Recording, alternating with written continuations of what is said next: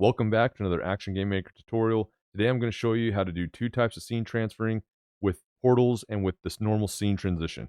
So with that said, let's get started. All right, so here I am in the Basilot Quest sample, and basically what we're going to do is we're going to make it to where you can transfer from this house into the house and then to leave and come back out to the village. All right. And so how we're going to do that is with a thing called portals. And that is a simple way to transfer things with Action Game Maker. You'll see that there is a few set up here right here. So if you ever need examples, you can just click on some of these. But in order to make one, you just need to come up to the top root node here and you need to click on add a child node. You will then type in portal and it will give you a portal. You hit enter and you'll notice that it will pop up down here.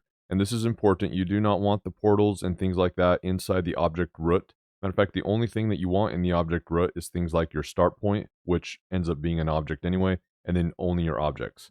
So when you think of object root, you're thinking of only game objects that come with Action Game Maker. Everything else, including even some stuff that does come with Action Game Maker like portals, will go just down here in the hierarchy. Now you can make folders and stuff. That is one way that you can use nodes. So you can attach a node. It could be either a normal node, but if you do need a position, then you need to use a node2d. And then this could be the parent folder, for example. Just think of it as a folder, and then you can put all your portals in here. So I'll just put my existing portals in this right here. And now it acts as a folder. You can now just close it, and that's how you can kind of clean your hierarchy right here. But you want to do all that stuff down here and not so much in here. You could do them in like these base layers, and you could put them on this base layer if you wanted exactly. Just make sure this object root node only has game objects from Action Game Maker. All right, so with that said, let's get to our portal that we made. So this is going to go to house 4, so I just say house 4 portal. That's just my naming convention right here. And then I'm going to click on this, the parent right here, and click on move to right here. So you can see it comes with a collision right here, which we can adjust. So I'm going to click on these things right here, and I'm going to hold Alt, and it's going to allow me to just kind of scale it however I want. And I found that just kind of making them a little skinnier like this is pretty good. And then what I'm going to do is I'm going to go, once I have the shape that I like, I'm going to go to this right here, and I'm going to click this button right here, which is it basically makes it to where I cannot select the child. So when I'm trying to move this around, I'm not accidentally clicking the collision, which has a much wider range of me to click. And then I'm only moving the collision. I actually want to move the parent because you need this parent's position for the position of the portal. All right, so now that I've made it to where I can't select the children randomly, I'm going to then click on it and move it where I want. So in this case, I want it at the door right here, and that's about fine right there. Maybe just move it just a hair like that. Now, the next thing that we need to do is we need to start setting it up. So to do that, with this selected, we can go over here and we can see that we have the portal settings.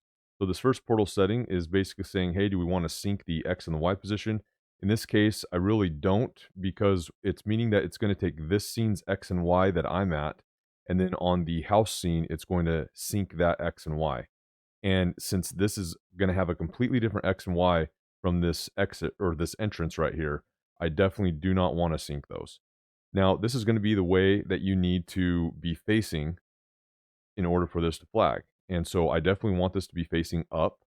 You might have situations where you want, that diagonals as well. It depends on how you put your animation priority. So for example, if we go to our player real quick, I can show you what I mean by that. So go to the player scene here, and just up on the top here, when we have our animation sets, we can see the directions. And as you can see, I actually gave the up the priority. So basically, if you're going diagonal, you're actually going to be going up. Let's see if I did that with the walk, because that's the one that's really going to matter. Yep, I did. So actually, in my case, I definitely want to have these, because these are going to be the up direction. So I could be going diagonal, hit it, and then it will trigger. Now, the next thing we need to do is we need to add a scene path. So this is going to go to my, let's see, I got a scenes folder, and it's house 4, all right? And then when you load that scene path, it knows what portals are there. So this is very important. Notice that I have none right here, and that is because I do not have a portal at the house. So we can either real quickly go to the house and make a portal, or we can keep going and then just know to come back here. I think it's easier to just go down the list. So I'm going to go to the house real quick, and I'm just going to go up to the top. We're going to add a portal. and then I'm just going to call this the village portal, or to village portal, or however you want to name it. All right. I'm then just going to move it right here so that we know that we have it when we come back here. And then I'm going to save it. It's important that you save it.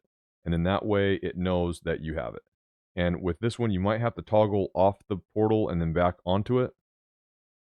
And then it should update. But let's just see here. Maybe I have to reload the house here.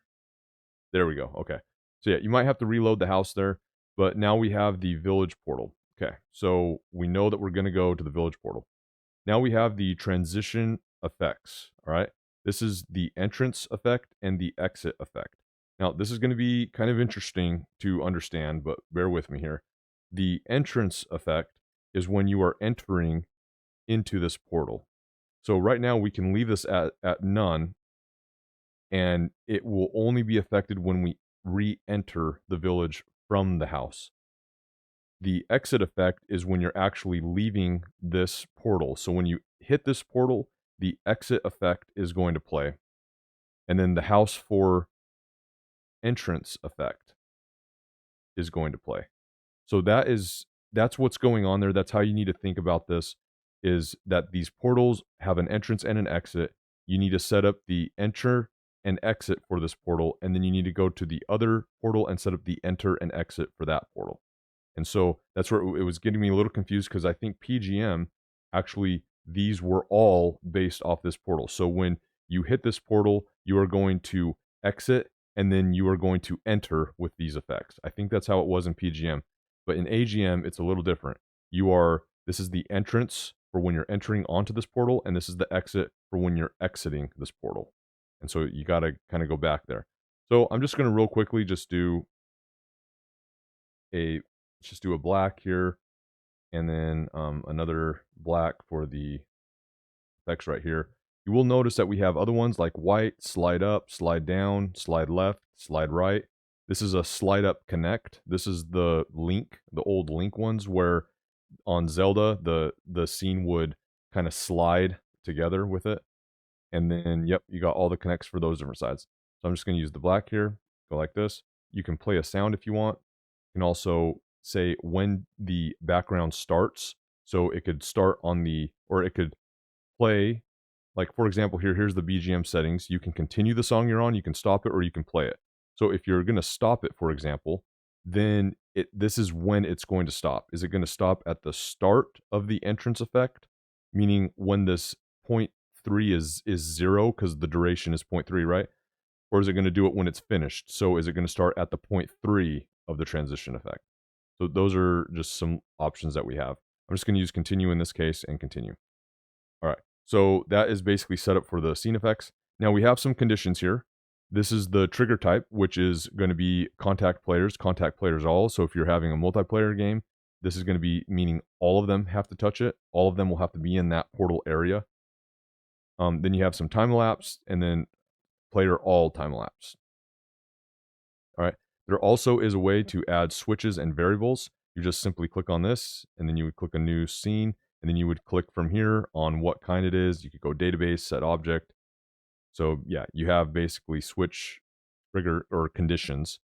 Now you have some player touch settings. You can disable the object that's touched so that the object cannot move anymore. You can keep visible on contact, and then you can also change a switch and variable. So when you first touch this portal, you can change a switch and a variable. So that's pretty useful.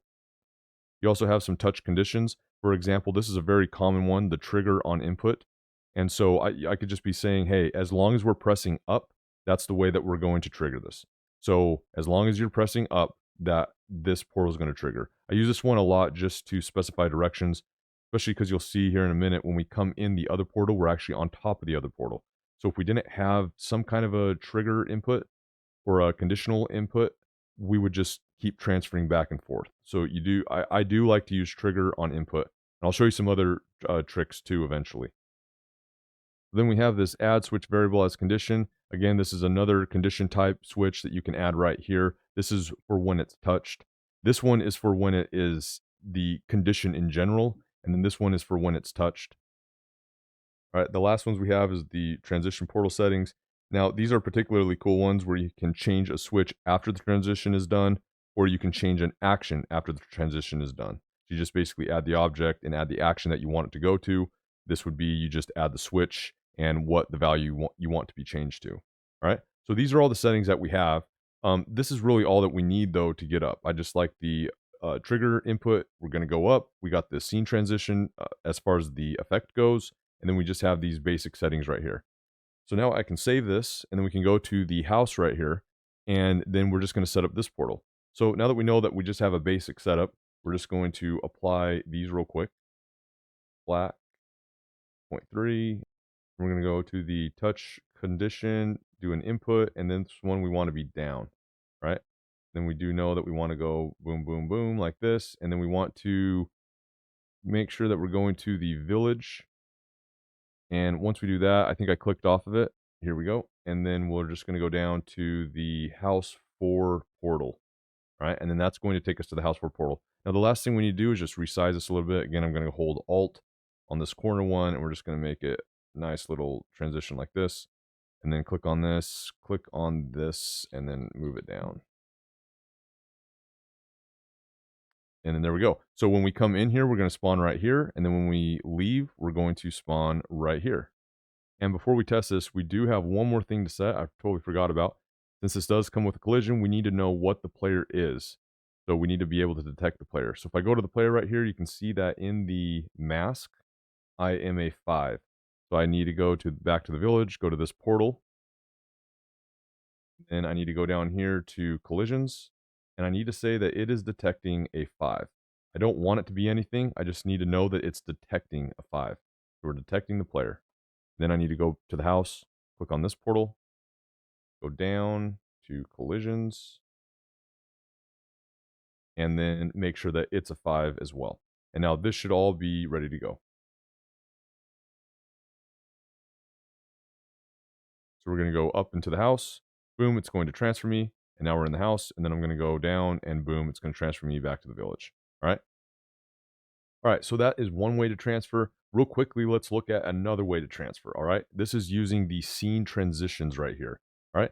So now let's take this same village right here. So this is our village right here. And then what we're going to do is we're going to make this go to house 4 as well, all right? Now, what we can do is we can add a link right here.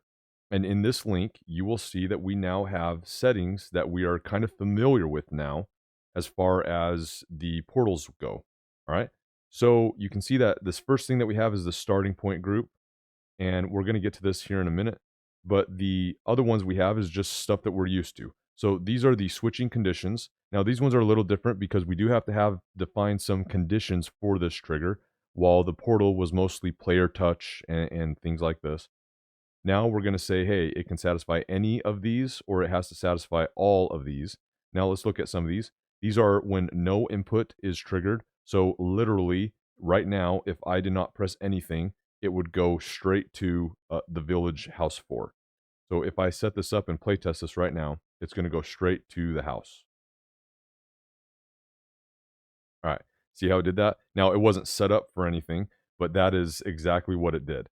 All right. So we're just going to remove this. This one is a trigger input, and then you can specify what input. So this is kind of handy. Sometimes you can do these things for menus or something like this.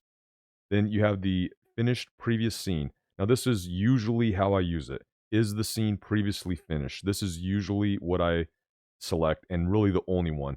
Other than this one, where I might use, say, all, satisfy all, it has to be previous scene, and a switch has to be also generated. So there is sometimes where I use this, but mostly this is the one that I'm using, and that's all I really need. All right. Then you have the before and after effect. So again, I'm just going to go with the 0.3 and then the black 0.3. And then the others is you have the same thing where you can do is a switch changed and then execute object's action when you get to the other side. So these are definitely after the transition has been affected. All right. So there's definitely not as many settings. Sometimes it's kind of easier to do this one because there's not as many settings. But the one thing that we do need to do is we need to set the start point group. All right. And a start point is basically a given location that you're going to start on these particular type of transitions. Okay. So what you do here, and you can see that I don't have one in here actually, but you can see that when I want a start point, I got to go to the object root node of the layer that I want it to be on, and I can just right click right here and add a node here, and I can say a start point. All right, so this is where the player is going to transfer to, so I can move this to wherever I wanted. I'll just leave it here just for convenience. And then you can say what start point it is. All right. And this is the start point A. So I'll just say that it's start point A. And then you say the start point target. So it's going to be this player. Okay. So I can't remove it because it's the only one. But basically, if you want to set this right here, you got to go to project settings, and then you can go down to player, I believe, and then it's application player. And then this is where you can set your actual players you have. And so you can see I've already set the player to be the player 1. And then if I was to set more, this would have more options right here as well. So this is the A for player 1, okay? So let's say that on this scene transition to house 4, I want it to be player A. But if I did player B or start point B, since this house right here, this start point is not B, it will not position me where I want to be. I would have to change this to B as well. All right. This way you can have multiple start points and they come from different directions. So I could have a start point A that comes when I talk to this person, and then I could have a start point B, which would be another start point, obviously, but it would be, I would approach it from another direction. So that's how you kind of specify these. And you can see we have a huge list of A through Z, so you have plenty of options to always do something. So I'm just going to leave this at A. I'm going to go back to the scene transition, make sure that this one is A. Just reset that right there. All right. So now we have a way to, matter of fact, if I just take this one off and go to no input and we play test this, it is going to take me to that start point. So it's going to transfer me and boom, I'm at that start point. All right. So now we understand that. So now let's just do real quick, is previous scene finished? And then what we're going to do is we're going to go to the village here. And we're just going to make it to where when I pick up this coin, I am transferred into the house. All right. So in order to do that real quick, I'm just going to go to here and go to its visual script. And then what you would do is when the player touch right here, so this is when the player touches, I am going to, or maybe I should do it. Yeah, let's just do it player touch. At the very end here, I'm going to execute object action, and we're just going to find end scene. All right. And that is going to be the trigger for this condition of ending the scene. All right. So now when I play test this, we're going to be able to go up here and I'm going to grab this coin and it's going to transfer me into my starting point A. So that is another way to use transitions. They are flexible. You can combine them, whatever is easier in the moment. But yeah, if you have any questions, you can drop them in the comments below. You can go to the official forums Discord. We'll get you figured out. That said, I'll see you at the next video.